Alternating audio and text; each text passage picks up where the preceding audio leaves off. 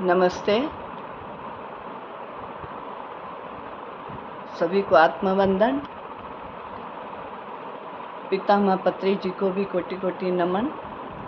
पितामह पत्री जी के दिए हुए 18 सूत्र, उसमें से आज मैंने चुना है 9वां, प्राकृतिक में समय बिताना, प्रकृति में समय बिताना। तो आइए इस बारे में मैं अपने विचार भी बताती हूँ कि प्रकृति हमें किस तरह से हमें बहुत ही ऊर्जावान बनाती है।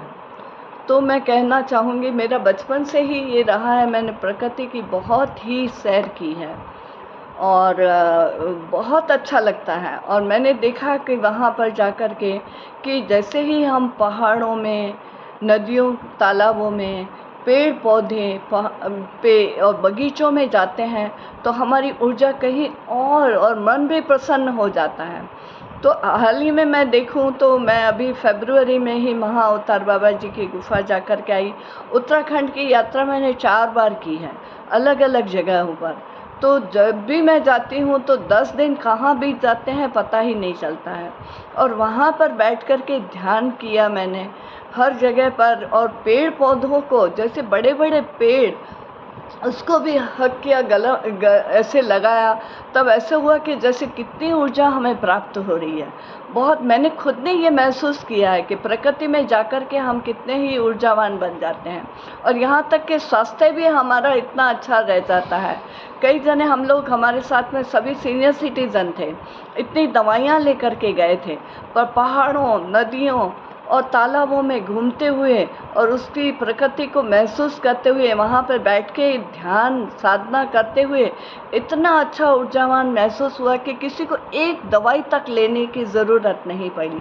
और जितने भी सुबह कितनी रात को नींद हो रही है इसका भी पता बिल्कुल भी नहीं लगता था कि हमने नींद ली है, हमने खाना खाया है या क्या ज़रूरत, पर इतना ऊर्जावान होते कि चलो फटाफट चलो। इतना पहाड़, इतना ऊंचाइयों पर भी चढ़ जाते थे और किसी को कोई थकान नहीं, किसी ने उठने में कभी भी कोई देरी नहीं की और इतना अच्छा प्रभावित रहता है। तो पितामह हमें यही कहते हैं कि ज़्यादा से ज़्यादा समय प्रकृति में बिताइए, और ये मेरा खुद का अनुभव रहा है।